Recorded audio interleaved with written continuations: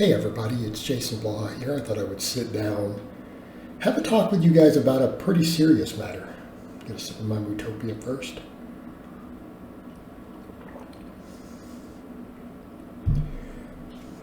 All right, I want to quantify this up front for people who might chime into this from the other side of this, who will go, this is easy for you to say, you know, you're fit, we see you lifting over 600 pounds, you have abs, you're a coach, you're a fitness trainer. This is easy for you. You don't know the struggle, okay? Except that I was over 300 pounds when I was 19, 20 years old. Okay, I'm 47 now. I was that overweight in a world to where there was no, hey, it's okay. The obesity crisis was much smaller. There were not as many overweight people. They were there. Believe me, they were there, but not to the degree as today. And no one cared how you felt about it. If people wanted to make fun of you, they made fun of you, and it hurt and it sucked. All right. So let me make that point very, very clear up front before someone says, you don't know what it's like. Yeah, I absolutely 100% do. So, I have turned my life around. I am now a fitness professional. I've been lifting seriously for over 25 years. I'm a full-time coach. Here's my problem with all of this. When we take that, hey, we need to love ourselves, we need to accept ourselves, which I agree with, by the way. I want to be clear. I actually agree with that. Okay.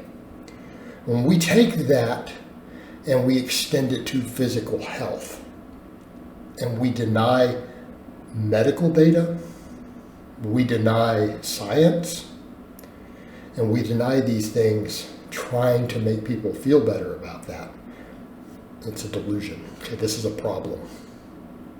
This is a major problem. And I don't want anyone to jump in here and bring other topics up, because every time you bring this up, people will jump up and they'll bring up other issues not related to this topic at all. Please do not do that. Those are completely separate topics, and I already can think of several that people love to chime in on this. We are talking specifically about obesity. And please don't bring other social issues or political issues in here on that. I want to stay on topic. I'm going to very politely request that. Don't do it.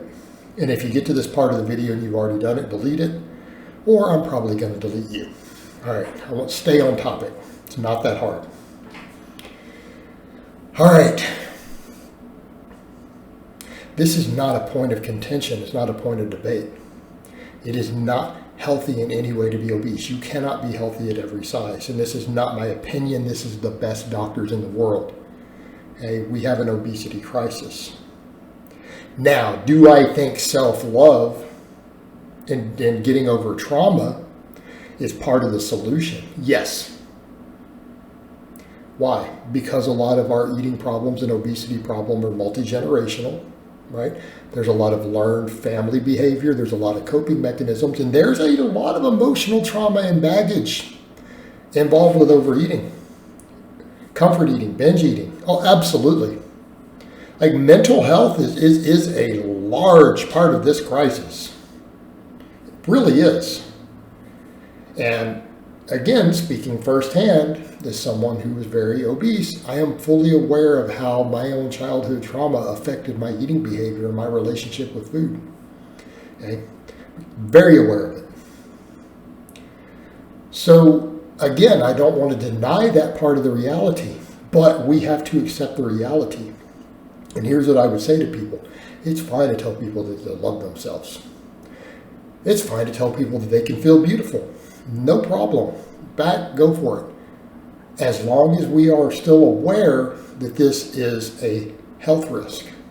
And it's not a small one. By far, what are the 3 leading causes of death in America? Number 1, top of the list, cardiovascular disease. Bam. Number 2, cancer. Number 3, diabetes. Now, before anyone says cancer, what does that have to do with obesity? It's an enormous overlap. Okay, obviously, extreme adiposity is the largest contributor. Is it the only contributor to cardiovascular disease? No. But it's the biggest. It's the largest one. How about cancer? Yeah, it's a big factor. It's massive.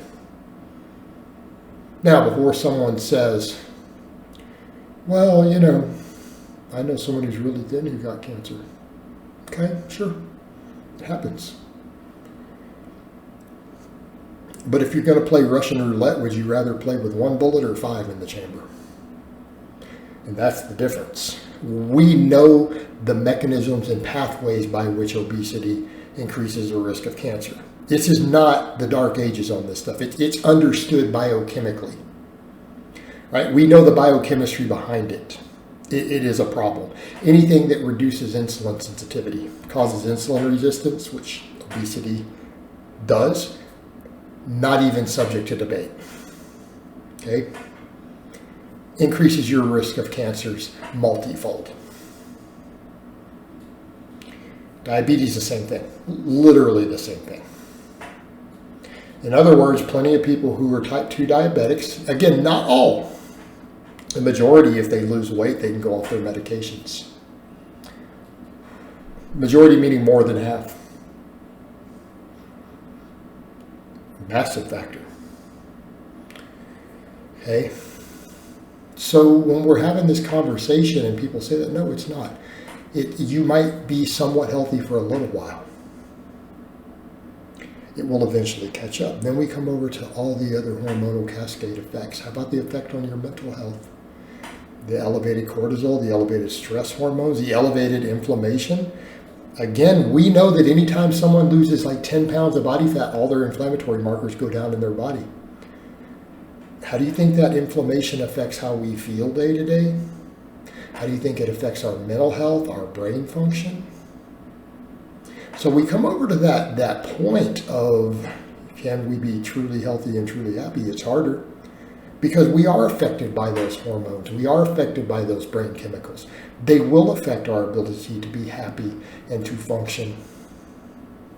Okay? Now, will I be the first to say, for many people, part of their weight loss journey is learning to love themselves? Absolutely. Absolutely. Okay? And I'm speaking as a fitness professional. Absolutely. It's a big factor. It is helpful. It is something you should work on. It is something you should do. And I will be the first person to tell anyone out there listening, your body weight should not be a factor in determining if you love yourself. It shouldn't be. Okay? It shouldn't be. But now we come over to the other part that we have to understand with loving ourselves. If we love ourselves, we won't harm ourselves. Okay. And the eating the way that people do in that regard is not self-love. Right?